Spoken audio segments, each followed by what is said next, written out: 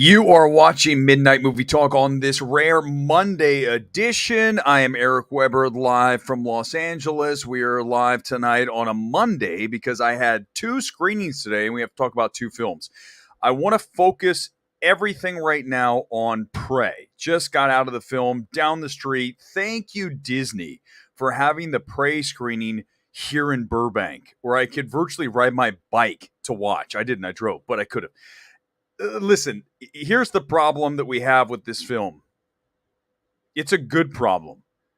Why did Disney decide to dump this thing on streaming versus put it in theaters? As you may or may not know, Prey is the prequel to Predator. Okay, this is the fifth Predator film, which is probably one of the issues that Disney was considering when they said, should we put this on streaming? So we've been down this road so many times, but what I love about this film is that it feels fresh because we are doing a prequel set in 17, I believe 19, and we have this almost apocalypto meets predator situation where you have Native Americans battling Predator. I don't want to get into too much of the details. The girl in this film is very solid, and it is gory as hell. I mean, this is a super mega violent film. I was like, good Lord, this is really the kill count in this is almost at John Wick levels. That's how hyper violent this film is. It's a little slow out of the gate. And I think it could be a little truncated on the front end, and it's a better film. But, listen, when I tell you that Prey really picks up as it progresses and the story enlarges in scope, okay, let's just say without getting into details and spoilers, because I don't ever do that, is that when the scope gets bigger with more characters, the film gets better. And I'm sitting here watching it saying, wait a second, this really should be in theaters, especially as we're headed into August with nothing. It is a barren landscape of theatrical product right now. In fact, this weekend we get DC League of Super Pets. You guys know how I feel about that. That's a film for toddlers only. I am going to see it on Thursday, but I'm not about to drive across town to watch a media screening of that. I will go as close as I can to watch and sit through and the torture that I'm certain is DC League of Super Pets. But really, that's all you have. You got Nope second weekend, which is going to have a real rough time. We can talk about that in the comments. But you're sitting here with Prey, right? A Predator, an established IP that many people are certainly aware of the brand Predator, and you're going to dump it on Hulu. Now, here come the comments. I'm going to get right into the comments here because I just told you the film is plenty good, especially for an August theatrical release. But Disney didn't see it that way, and they're not going to give it to you on the big screen. I was lucky enough to see it on a theatrical screen tonight. That's why I went. I wanted to see it and say, what does it work theatrically? Yes. So why is it not? Here's the primary issue that is going on. When Disney purchased Fox back in, I believe it's 2019 now, right? 19, I mean, it started in 18, but really went through in 19. When that sale went through and Disney took possession of all of 20th Century Fox's IP, everything they have, obviously Deadpool is the number one thing they really wanted, X-Men as well. But you also get things like Predator.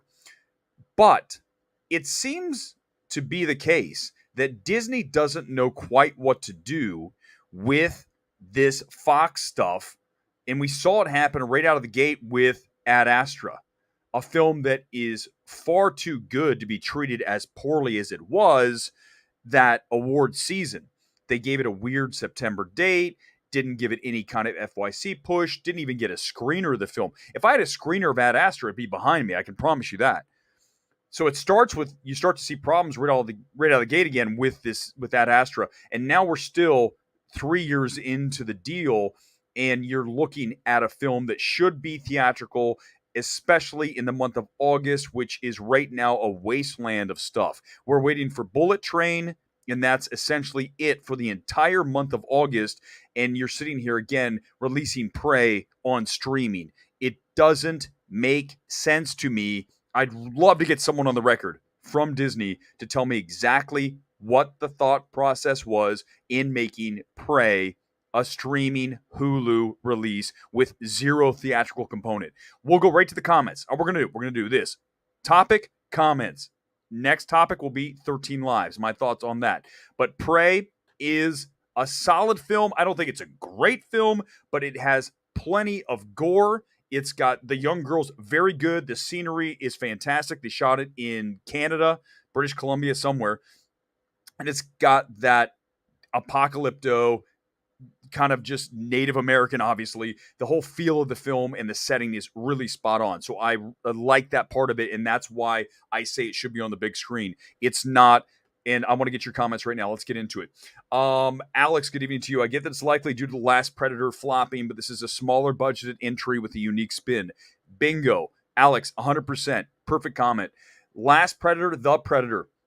Not a good film. I remember seeing that and watching and going, Olivia Munn as essentially the smartest scientist on the planet, right? We have a problem right off the bat. That is horribly miscast. So that doesn't work. Just Olivia Munn, rocket scientist. No, okay. But the film itself is not great. And it's completely forgettable. It's Shane Black. And you guys know how I feel about Shane Black, certainly with Iron Man 3. The Predator's not good. So that didn't help. I would absolutely agree with that, Alex. But this is, again, feels fresh. And we've had now, Predator was that 17 or 18? It was a long time. It's been 4 years minimum since that. So it feels like we're ready to re-enter the world of Predator, especially in a prequel. And again, it's a mistake. I can tell you right now. And maybe it has something to do with the pre-merger Fox titles going to HBO Max first, like Free Guy, and Disney wanting to avoid that. Remember this, though. Free Guy was a theatrical-only play that essentially people talk about films that save cinema. Free Guy, back in September, that was the time when everyone was still freaking out about COVID and trying to shut things down. And then Free Guy came along and opened with like mid-20s and then held at like 15 to 20 and just kept holding almost like a Maverick, not with the number, right? Not a Maverick number, but the holds were super impressive because the film is so good. And it's thank God that Disney did put that Fox release theatrical. It probably had something to do with Ryan Reynolds because Ryan Reynolds maybe in his contract said you have to put this theatrically, but we all know what happened with Scarlett Johansson. So I don't know what the answer to that is, but they did make the right call on Free Guy. Here they're not making the right call on Prey. So that needs to be corrected, and it doesn't really make a whole lot of sense on that. Lonely Lizard, I feel like Prey didn't go to theaters because Disney didn't feel confident in Predator as a franchise after the failure. It was 2018. Okay, so yeah, 2018, The Predator. So, but still, agreed, but you've already dumped all the money into the film. How, you don't need to really promote it that much. You don't need to spend billions of dollars to put this thing everywhere with Prey posters and billboards like we see out here in Los Angeles all the time with all these big releases. Just make it a small theatrical film.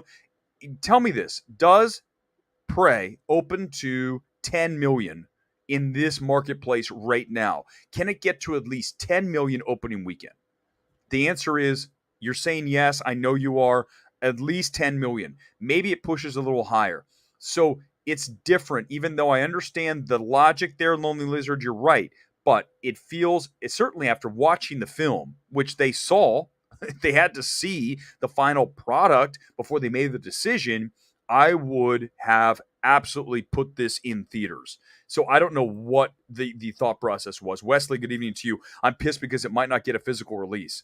That's true. Because it is streaming only with Hulu, they might not make it available as a tangible physical release, a DVD or Blu-ray, whatever. Obviously, Blu-ray at this point. I don't even. I'm gonna be honest with you. I have like no Blu-rays. Okay, everything I have is streamed in these things, my FYC screeners. But for those of you who collect it, then yeah, that is interesting. I didn't think of it that way. Again, it just really comes back to I cannot believe that this isn't in theaters. It just make sense to me, other than they were gun shy with The Last Predator 4 years ago, not doing the numbers that they really wanted it to do. But again, you have the movie, you shot it, it's done. You need to why not just put it in theaters? Make it like a 3-week thing and don't tell anybody it's going to be 3 weeks. That's a lot of mistake that I see with studios now. They say this film will be on streaming in 17 days. This film will be on streaming in 30 days. Once you establish a date of streaming, you are now telling the audience they can sit it out and wait for it. Versus Top Gun Maverick, they came right out. Paramount said it is a 120-day window. What happened with Maverick? It's now a 5x multiplier, opens at 127. It's now at 635 plus million, which is 5 times its opening number, the first time that's ever happened. Thank you to Aaliyah for pointing that out last night. It's at 1.2 plus, almost 1.3 billion worldwide, because it is what? Say it with me. Theatrical only. It matters. And here you have Prey, and they didn't do it. Do you think that Disney has an untitled MCU film set for February 16th, 2024? Deadpool 3 is surprisingly announced at D23, coming up in September, as the film they forgot to include in Phase 5. They announced Deadpool 3 how many months ago now? When they said he was going to work with Levy. Reynolds said Levy's in, we're doing Deadpool 3. They worked together on the Atom Project and others, and Free Guy. So you have that set. So they clearly have been shooting it, is my guess. I wouldn't be totally shocked if that were the case, because remember, Deadpool 1 was definitely like a February or March release, right? And Deadpool 2, I want to say was like May. Help, I'm not going to go search it. I think those are right. If I'm wrong, please tell me. I think so. If it's a February release, that would follow the trend of where Deadpool is. And I think studios are very aware of where a film was originally slotted and did it perform there. And that's why you see, like, Jordan Peele initially had Us at the same exact release point as Get Out, and then you push Nope to summer, and we didn't get the same thing. So how much you want to bet the next Jordan Peele movie is back in March? Whatever that is, in a few years from now, whatever he has is in March, because they're going to say, it's almost like superstitious. They're going to say, well, it's because it came out in July that it didn't do as well as we thought. Also, we're going to get to this, and we need to talk about this. We talked about it for a long time last night. It was really the focus of the show. Don't tell me that 44.4 million dollar opening for Nope is resoundingly yep or good. Well, please, let's go off on that again tonight, because I'm still peeved at everybody who says that that's okay. It's not a great number. Dan Trachtenberg is an underrated director.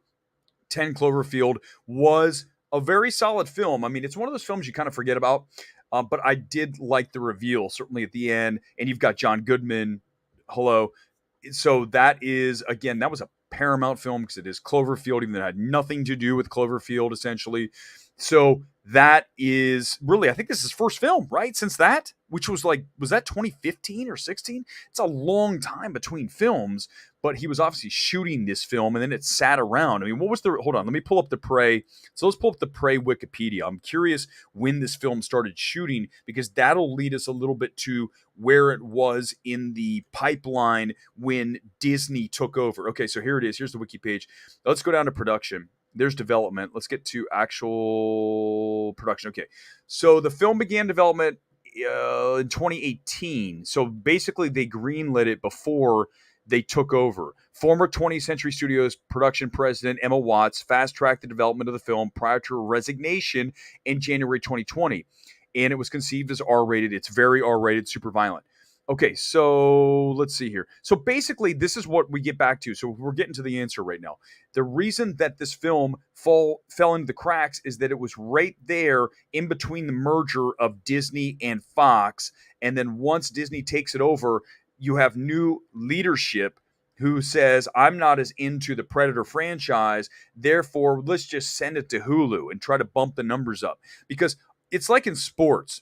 I love to bring sports into this. By the way, tonight's kit finally is Tottenham. Everyone, where's your Tottenham kit? Finally, I got it. Okay, so when you look at sports and you have a new manager and or GM, let's start with GM.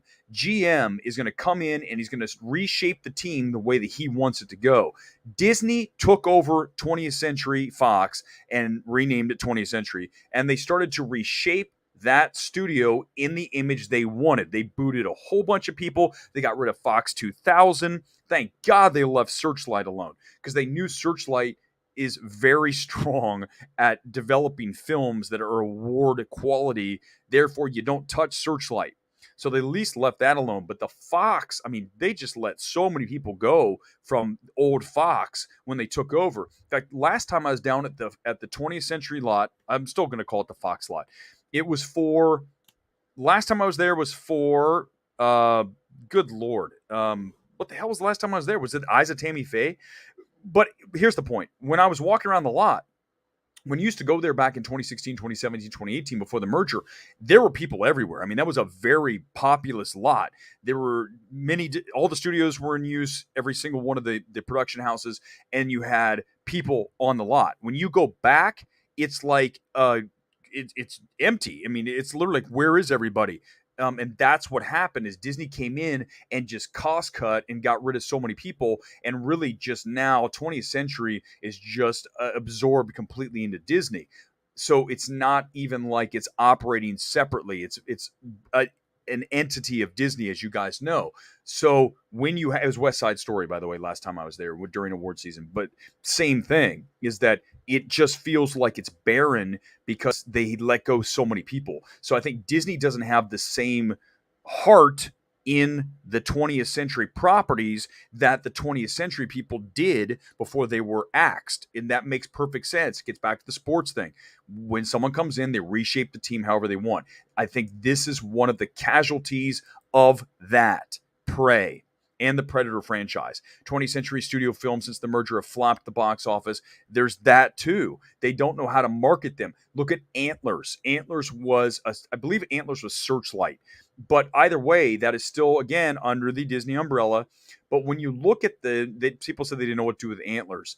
Same kind of thing. When you don't know what to do with the film and you don't have the heart to do it, then you're going to let it slide or just shove it onto streaming, and you're not going to bother with it because you don't have the passion that the old crew had that created this stuff. So that just makes perfect sense. But again, I just don't understand how you don't put it in theaters. What's the cost? It's not like you have to print up film like you did in the past and ship it to theaters. That's gone. You literally over Wi-Fi, you send over a T1 line or whatever the hell the fastest line is now. It's probably old school. You guys are laughing like T1. Listen, whatever. However you beam it with the internet, it gets to the theater and they run it. It's not like the old days of sending actual film canisters to the theater. So there's not that expense. So what are you looking at? Why not put it in theaters? Is it a Hulu play? Do they want to raise subscriptions on Hulu? I don't know that side of the business. Okay, I can't tell you, like, if you put Prey on Hulu, all of a sudden you're going to get a 2% bump in Hulu subscriptions. Something small, but still 2% is still a significant amount of money. I don't know how that works. I imagine it's going to give you a bump because people are like, I want to watch Prey, so I have to go get Hulu. But theatrically, August, there's nothing. Roll the dice. Just roll the dice. And JT, Prey comes out, is it next week or is it this week? I thought Prey is this Friday. Is it 2 weeks? Am I seeing it this early? I thought it was this Friday. Hold on. Give me a second. Let me pull this up. Let's pull up the wiki page again. Am I like way ahead of this? Okay. Release date Comic-Con. It is. Oh my gosh. Man, we're way early on this. It's August 5th. I thought it was this Friday. Now you guys are like, good Lord, we're talking about a movie like 2 weeks early. Okay, which I know you love. But by the way, have I said anything about spoilers? Zero. So that's how we're going to do it. All right, let's go to the next topic. We'll come back. We'll bounce around. Angels Army, good evening to you. Midnight Movie Talk with Eric Weber. Hey, Eric Weber, great to be here. Thank you for being here, Angels. Appreciate it. And welcome to the channel. Let's go to topic number 2 tonight, and then we'll get into the actual just wide open discussion. Okay, I saw 13 Lives. It is the new Amazon/MGM film. They're going to give it a little bit of a theatrical release this weekend, and then it goes streaming next week, just like Prey. But I would say this about 13 Lives. Very solid film. I think Ron Howard doesn't get enough credit for just being a capable director. He is not flashy. He's not deliver anything that makes you go, whoa, like tech blows me away, but he knows how to tell a story. And here, if you're not familiar with 13 Lives, it's about the Thai boys who were stuck in the cave, and there were 13 of them plus their coach, and they had actually 12 plus the coach, right? 13 lives. And they had to get them out, extricate them from the cave after it flooded. Okay, that's this story. There was the rescue, which is a documentary. Here's why the film works. It's too long, okay, no question, but it works because Ron Howard knows how to tell a story, and it also really works because of Viggo Mortensen. Viggo Mortensen puts on a British accent in 13 Lives that you will swear that Viggo is British. A lot of times you see people try to do that and it doesn't work. When you watch Viggo, he's so committed to what he's doing, whatever it is, even something as bad as Crimes of the Future. He is committed to his role. And when he does the British accent, you'll be watching 13 Lives going, are you sure he is not British? Viggo, no, he was born in New York. Also, Colin Farrell. The two of them are the team that kind of get the thing rolling to get the boys out of there. And Colin Farrell's got his full-on English accent going on, which we don't get all the time with Colin Farrell, which is a little strange when you see someone, you're like, well, that's right, Colin Farrell's British. When you see him in Batman, you see him in virtually everything, he doesn't have the British accent. And then you see him like Christian Bale, you're like, oh my God, Christian Bale is British? What the hell? Because they hide it so well. But in this case, Viggo goes British and does it 100% right. So Viggo really works. And the film tells a very compelling story. It is repetitive because ultimately it's about extracting each person from the cave to get them back out of the cave.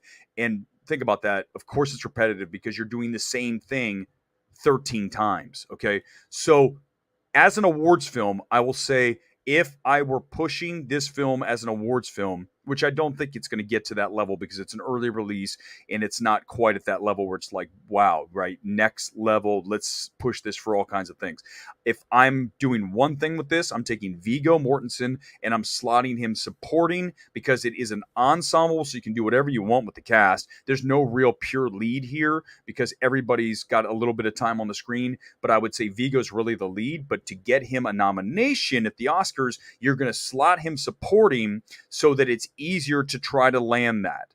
I'm not suggesting it will happen. I'm giving you a strategy for how to best make this film an award starter. Okay, so 13 Lives is solid. Okay, it is now time, and you guys already said, hey, for those of you who don't know, this is Tottenham Hotspur.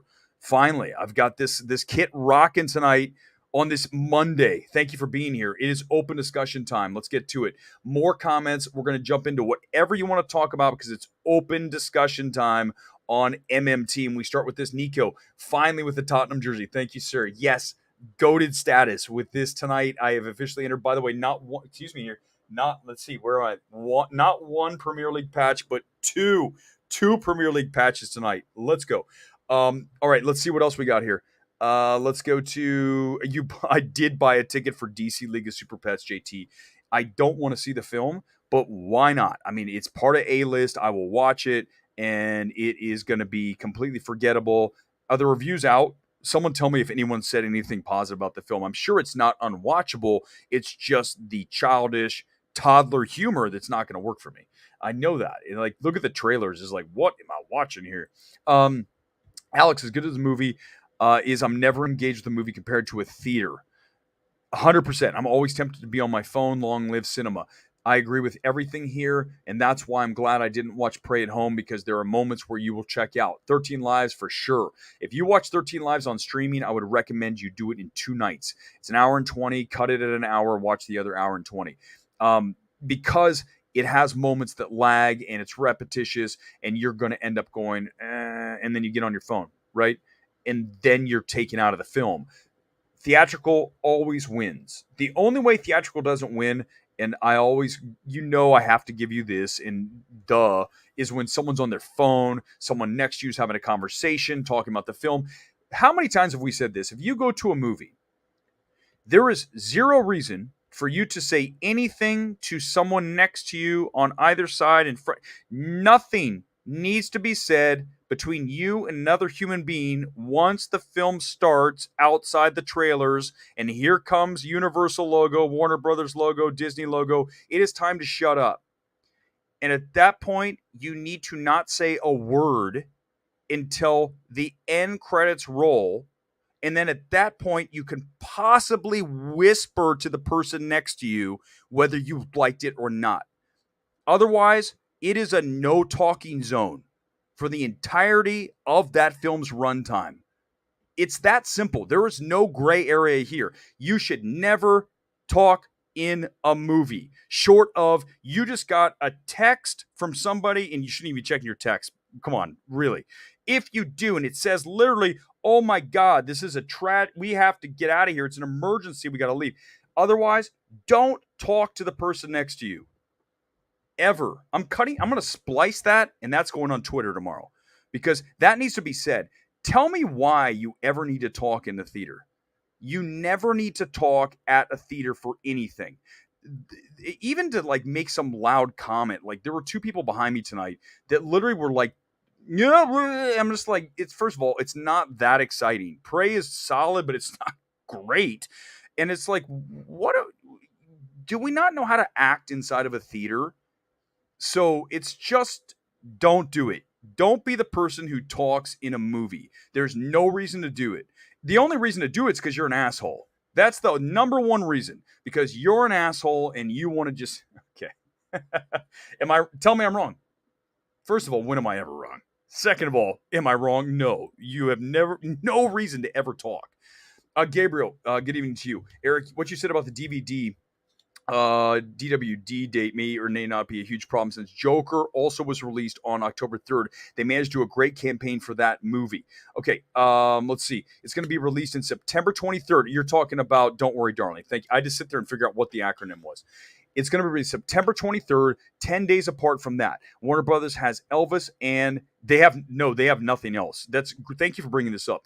I thought Color Purple was this year, and then at one point it was sort of on the cusp, and they said no, we're going to absolutely shove that into 2023. Warner Brothers only has the Batman, which I think they'll run a FYC campaign for at some level. Then they have Don't Worry, Darling, and then they have Elvis. Those are your three awards films.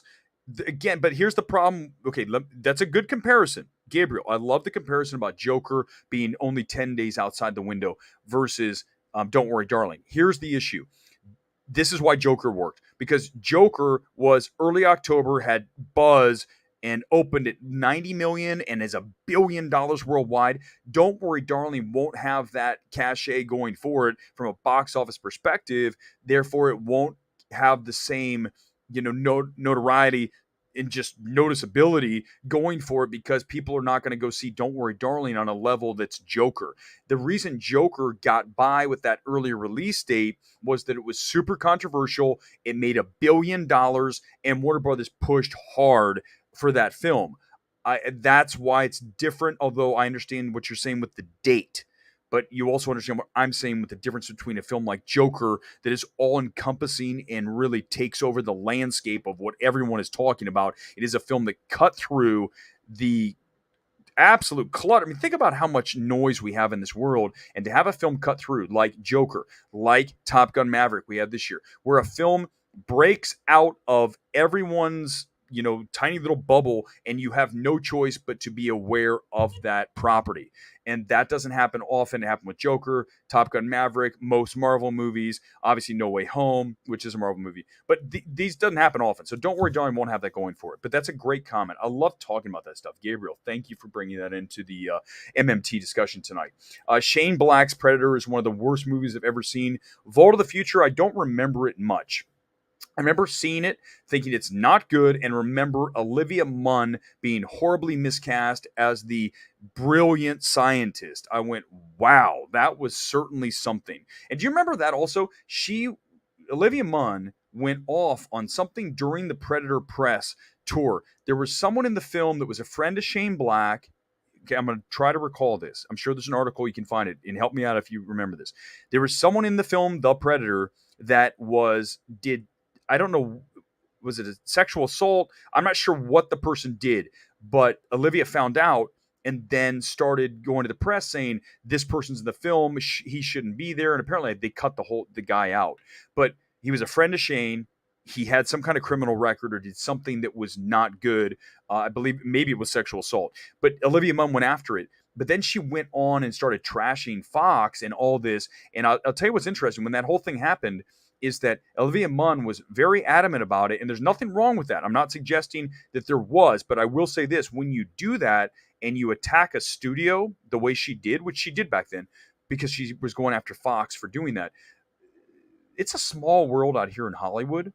And when you do that, you run the risk of having a studio be angry at you and saying you're out of, whatever we're going to do down the road. And think about this too.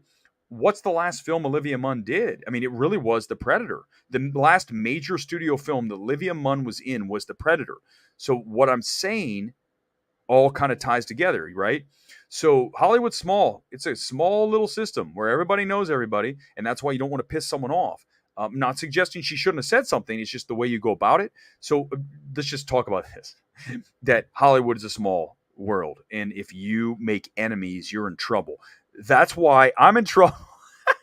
I'm not going to another Netflix premiere anytime soon. We know that after The Gray Man. Where'd it go? I threw the good. Mike, now hold on. Wait a second.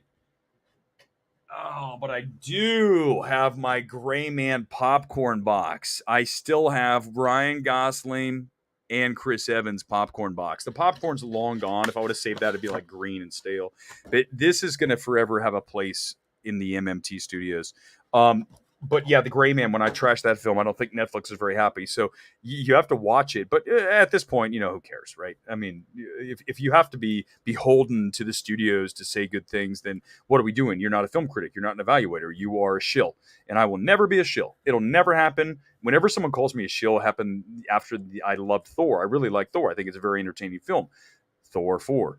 But someone said, "You're a Marvel shill." And I was like, oh God, okay, here we go. I dug up my review, my tweet reaction to Eternals, which was, this film is film's a total slog, 6 out of 10. Go look at it. And then the person's like, what do I do with that? Well, first thing you do is you don't call me a shill because you have no idea who I am. Okay. Don't bring shit into my house when you don't even know who you're talking to. That's the first thing you don't want to do.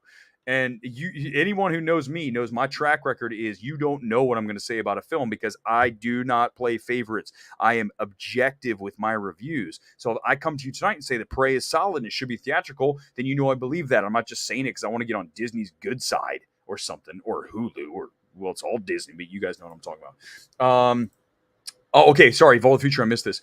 I was talking about The Gray Man. You mentioned the editing Gray Man, but not the dialogue. There's so many problems with it. Vault of the Future. There's so many problems with the film.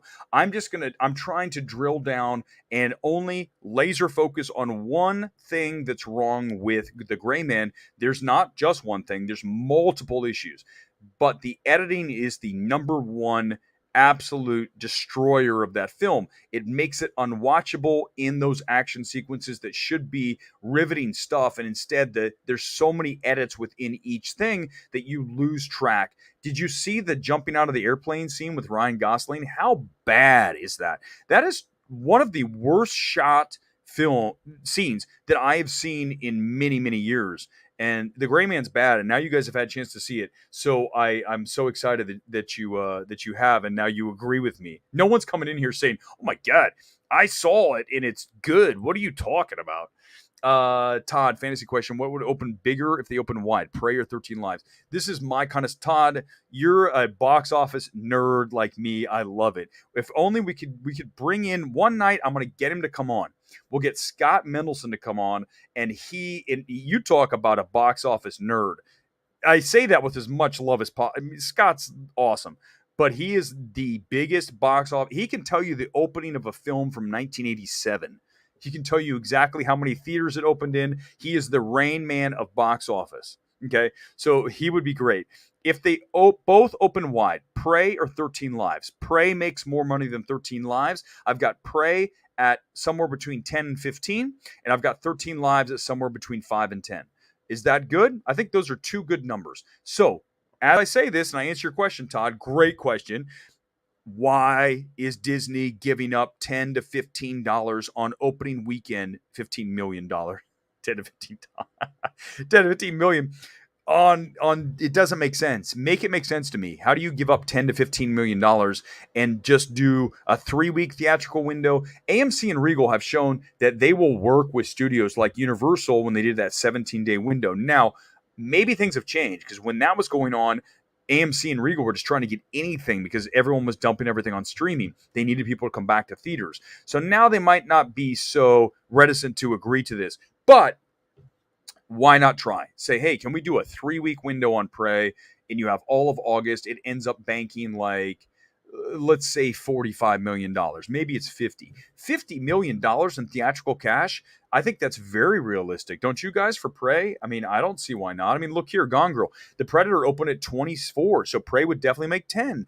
There, see, I'm being conservative when I say 10 to 15. But I think that given that it's August, they're not going to spend a lot of money on the promotion for it. 10 to 15 is very reasonable. The Predator, again, was 2018.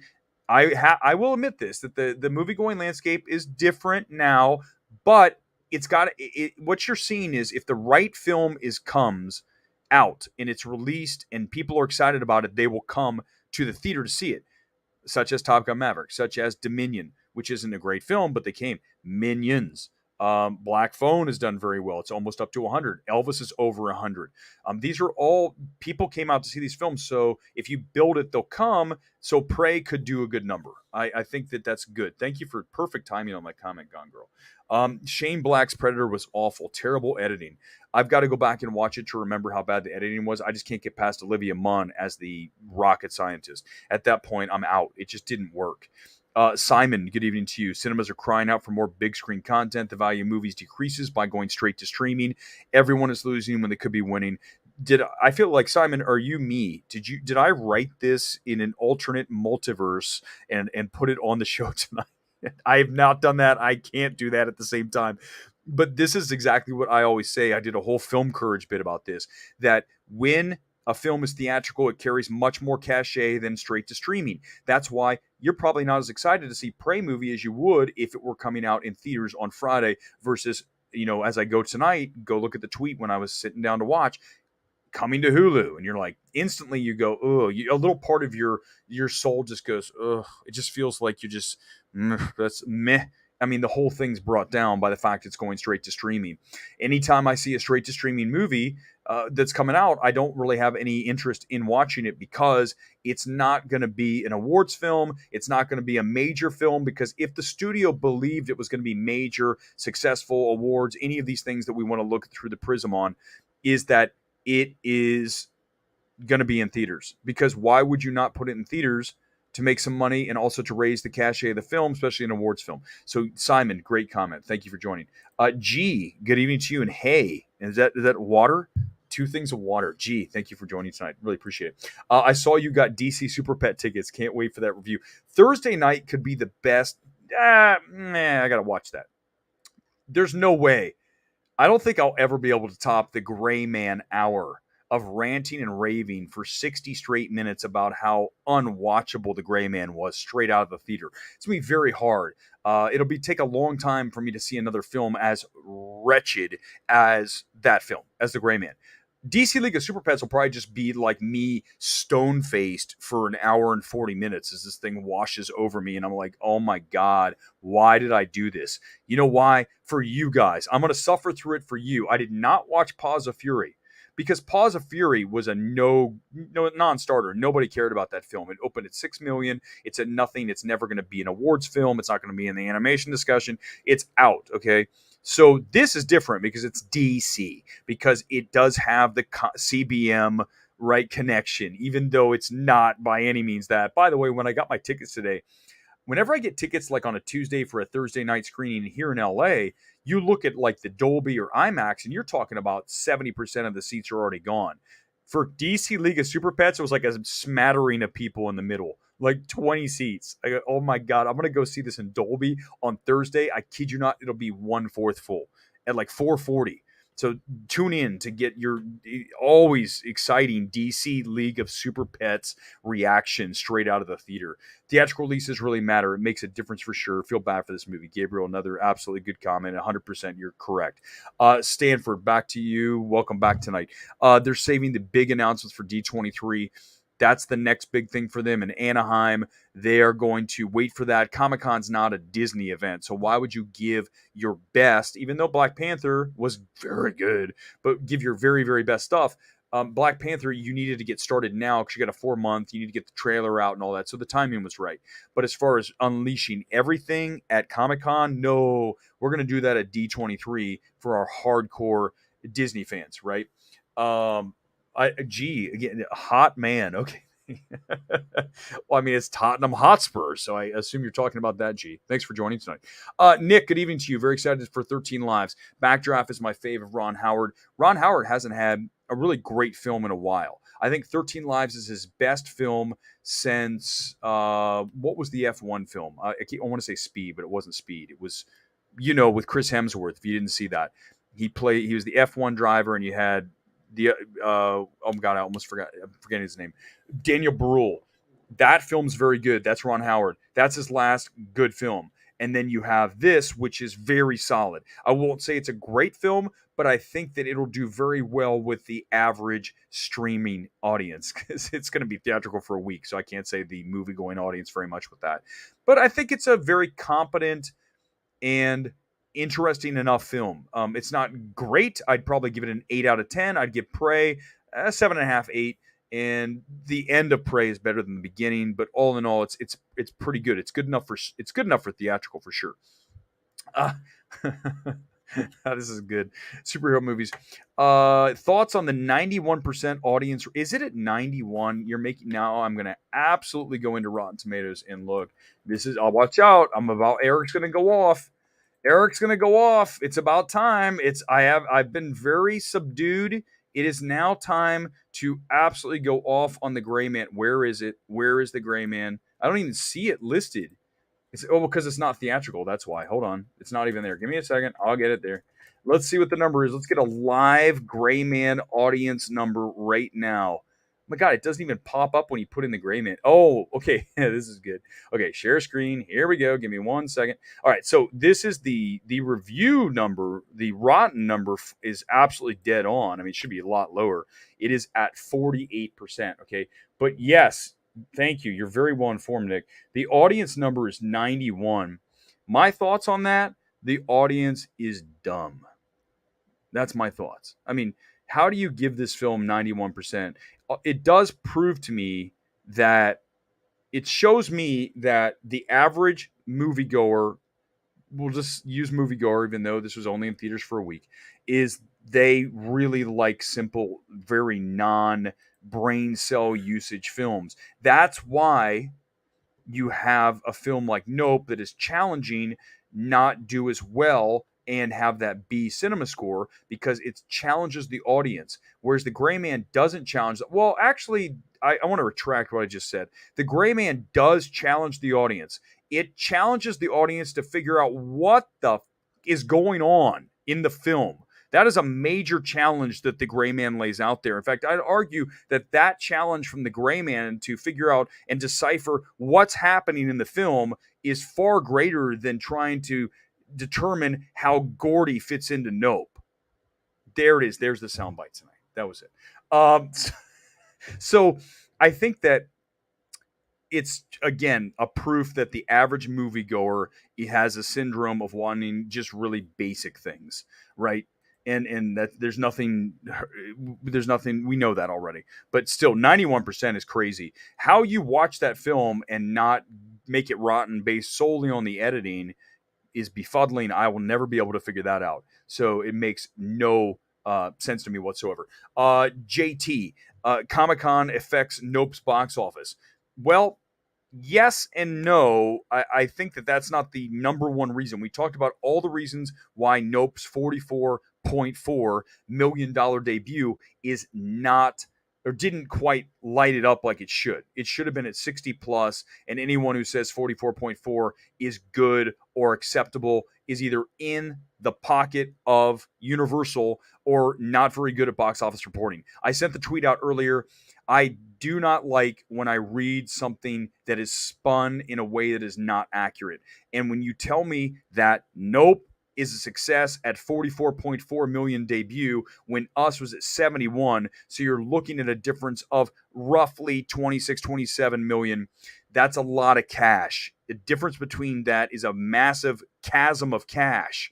And you're going to tell me that that was a resounding yep or a resounding yes to this film? No, it wasn't. Nope. As cliche as that is, it is nope. And I don't like being told something as it's fact when it's not. It's not at all. Objectively, it's not a fact. And you're telling me that. It's like, am I reading propaganda? What are we doing here? So that's where I'm going to go off, and that's where that's really hard. I want to just like go nuclear at that point because I don't understand how people have the conscience to write something like 44.4 is a good number because it's not. It's just not. We had the whole conversation last night. You guys know I'm right on that. You guys know. It's not a great number for no, but it's not a disaster. I'm not saying it's a disaster, but it's also not great. I didn't say it's a bomb. I never said that. I said that this is not a great number. And that's right. I know I'm right. Gabriel, you have my back on this. And so did Scott Mendelson have my back. In fact, he said today, he took the tweet I sent out after last night. I was still stewing on this going, I cannot believe that people think that this is good. Because it's not. It's not a bomb, but it's also not great. And Scott says it would have been good for 2021. And he hit the nail on the head. It would have been good for last summer. It is not good for this summer because the landscape is entirely different. No matter how much they want to shove monkeypox out there and COVID's bringing back and all this, you guys know the reality. We've said it now for months here on MMT.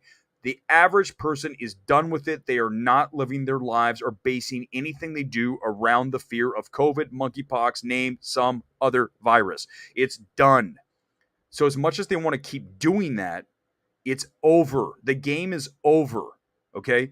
So when you have a situation, when you have a film coming in and it makes 44.4, I was half expecting someone to say, but COVID. Because that's the world we almost live in now, right? Where people just like make shit up to say, it's like, wait, how can you say that? I don't think anyone has. If they have, please bring it my way. Please bring that my way because I will go full on that. You can't say that when you have movies that are making 1.2/3 billion dollars worldwide, Maverick, in the middle of summer, and we just got done with all these films, Dominion, Minions, Black Phone, Elvis, name a film this summer. They all outperformed or did better than expected. So you can't bring that into discussion. I half expected someone to say, but COVID when it came to Nope. But they know they can't do that anymore. And I called the Variety. You guys know, I went after Variety saying it was the pandemic era months ago. And you know what they're not doing anymore? They're not talking pandemic era. Did you notice that? Because you have to call them on shit. Because if you don't, then they're going to keep doing it. Your job is to call them on that and say, no, it is not the pandemic era anymore. You can tell me that. I can slap the crown on my head and call myself king of the world. It doesn't make me that. But you guys know what I'm saying. Don't just take this stuff for granted. Take it for fact. This person, Variety, said it's a good opening, so 44.4 is a good opening. No, it's not. Thank you for being smart about that, guys. Gabriel, star for you. Let's get to Benjamin tonight. Good evening. I love Dan. Is it Trachtenberg? I think it's Trachtenberg. He also directed the pilot of The Boys season 1. The Boys season 1, the pilot was very good. I watched season 1. I got into season 2 and I kind of got off of it. That's what happens with me with shows. You always, why don't you watch more shows? I get into a show and then as soon as it starts to drag, I'm out. That's why I love film. If it drags, I'm only there for an hour and a half, 2 hours. That's why I primarily focus on films. Also, it allows me just to think about one area and focus on that. I think when you try to do too much, I've said it so many times, that if you only focus on one thing and really try to be the best at that, then you're better off than trying to do everything and watering yourself down. Look at something like out here in Los Angeles, in California, I think Arizona has them, out west, In-N-Out. If you go to an In-N-Out burger, what do they have? One thing, it's a hamburger. They do not have a chicken sandwich. They might have a hot dog. I think they do somewhere on the secret menu. But okay, let's just say they have a hamburger, fries, and shakes. 3 things you're getting from In-N-Out. you're better focusing on one, two, three things versus trying to make a restaurant that has a million other things. That's why for me, I don't watch a lot of streaming, because if I was doing that, then it would just take away from me trying to focus on the theatrical product that's out there. Does it limit the scope of the channel? 100%. We could be talking about all kinds of shows, but I think it also allows you to know that when we come on here on Midnight Movie Talk, we're talking movies. I mean, we're not talking TV shows. I talked about Ozark for like 2 seconds, one of the few shows I watch. We didn't make a whole thing of it. So that's what I do. And I think I do it well. So do what you do and do one thing and try to excel at it. That's my advice for you. That's your nugget. Erick's nugget for tonight. Or 10-minute warning. 10-minute warning. We're doing 1 hour and then we're out until Thursday. Nope's production budget is $68 million. Aaliyah, good evening to you. It opened internationally. The $44 million opening weekend domestically might have been okay, yet it is without its concerning international opening dates are in August, which is curious, but I told you what happened, and I called it before I knew. Jordan Peele movies play better in the States than they do internationally. And someone asked me later last night, let's look at the numbers. And I was 100% right. That Us and Get Out both were 2-1 domestic versus international. Usually it's a 1-1. Sometimes the world, obviously international is bigger than domestic. So in this case, it's 2-1 states versus overseas. So that is really problematic, because now you're looking at a film that opened under expectations, and it's going to go international where it won't do as well as a film like Dominion or Thor or Doctor Strange, anything that's a big tentpole, Avatar when it comes out in December. So you're looking at a film that is now at $68 million. I don't mind the budget, but you're definitely not making a huge profit on Nope, because this is going to drop hard second weekend. I think minus 60 plus, which is typical, but I think it might even veer towards 65% minus. If that happens, that tells you that the word of mouth was bad. So again, what are they going to do next weekend when Nope drops 60-65%? They're going to say it held well. I mean, that's the world we're living in now. It's like Nope continued to fire strong at minus 65%.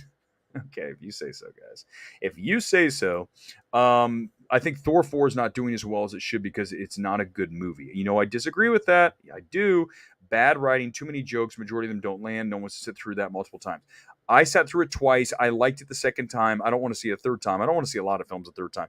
I still think Thor 4, Thor Love and Thunder is a very entertaining film. If you're just looking to have a good time at the movies in the middle of summer and escape for a couple of hours, Taika delivers. Now, if you're asking for some emotional, ultra emotional MCU kind of tied in all together with all the properties and really connected to the universe, maybe that's not the film.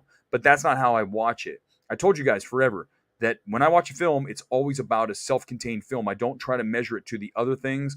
A direct sequel is a little different, especially if the story continues. But in general, I just want to see a good film, period. And for me, Thor 4 is entertaining. I just see it that way. I know that we don't always agree. Gabriel giving Aaliyah a shout out because I think she's 100% right. Wesley, what's the fifth? Hold on. Did I miss something here? I don't know what the fifth is. It comes out the 5th. I'm sorry. I'm way behind in the comments. This is me. I'm moving. I am moving on the comments. Okay, I'm going to try. God, I got to get a producer. Aaliyah, Universal may not be wishing they released it internationally last weekend as well. I'm surprised they did not release domestic. Yeah, I'm a little surprised they didn't go with that. Okay, here we go. Angel, let's get to you because we haven't had your comments here on the channel for other than tonight, I believe.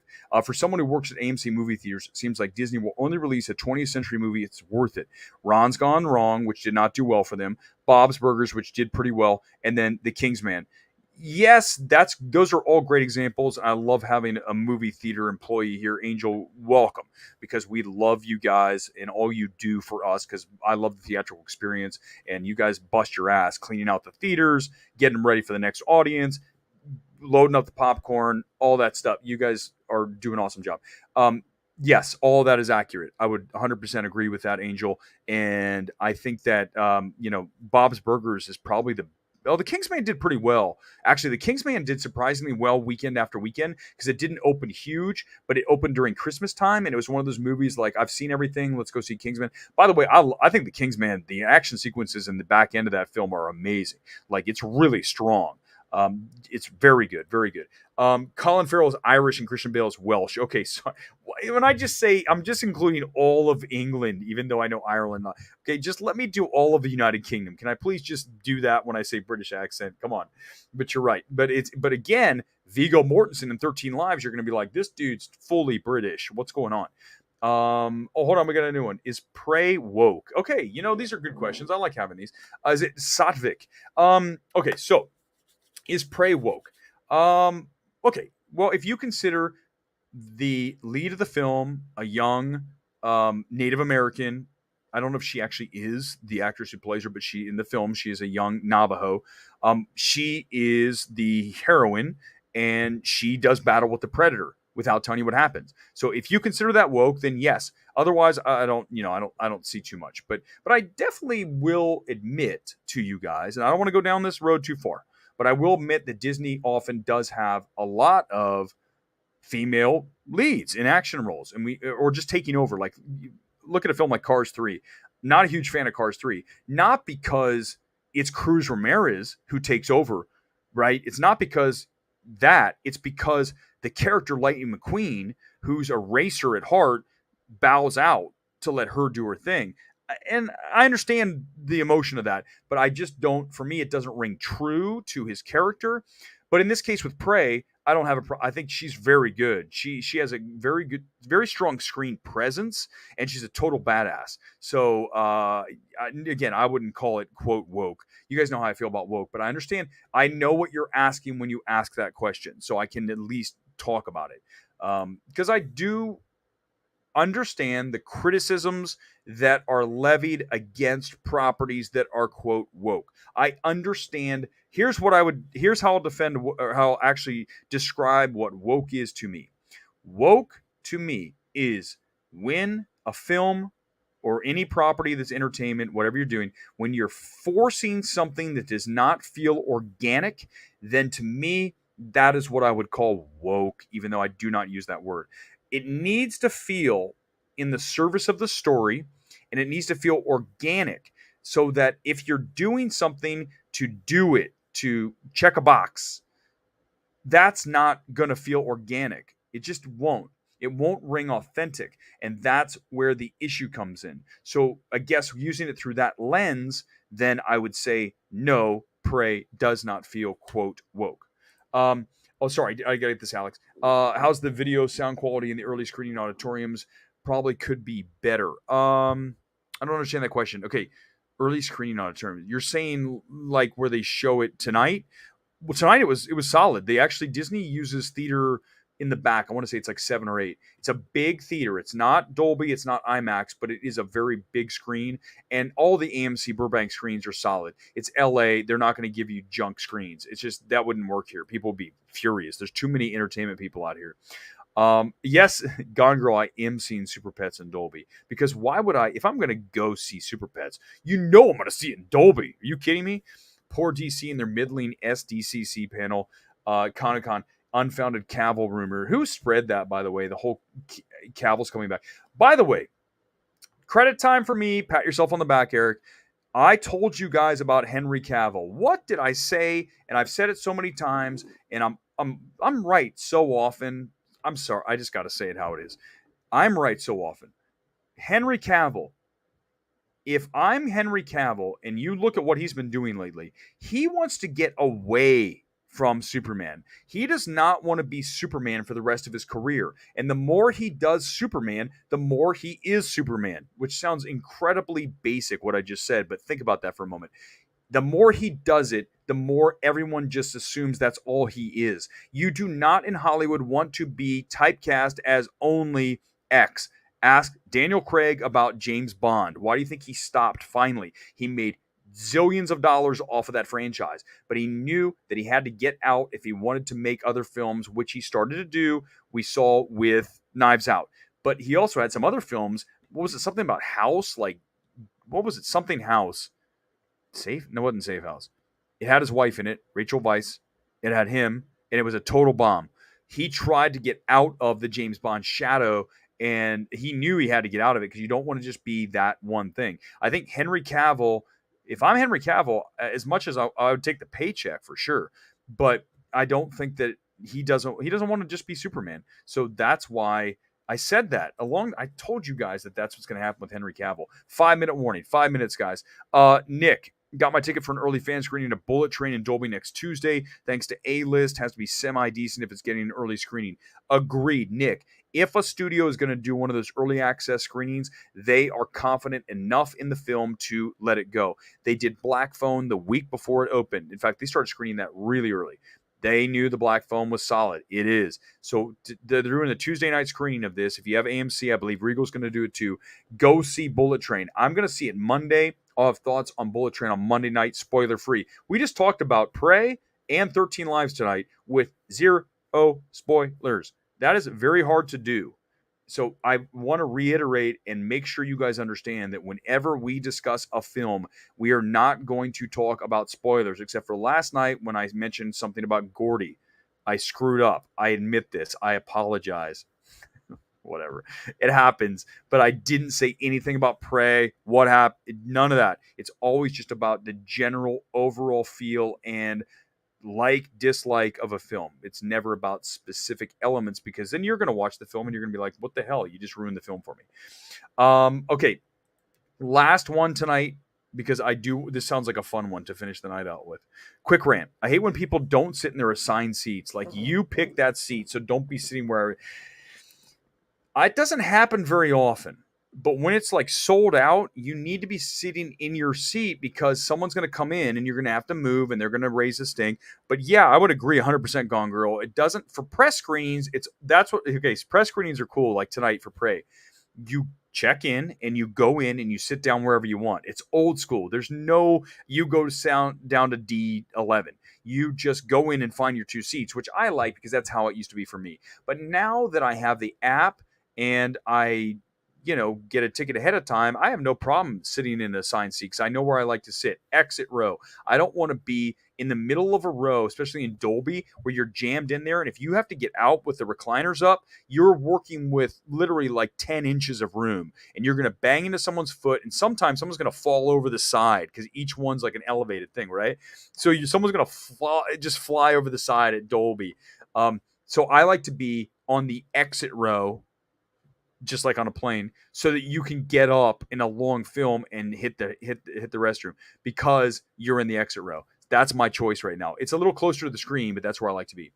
All right, we're back here on Thursday. Nothing tomorrow. We did our big night tonight.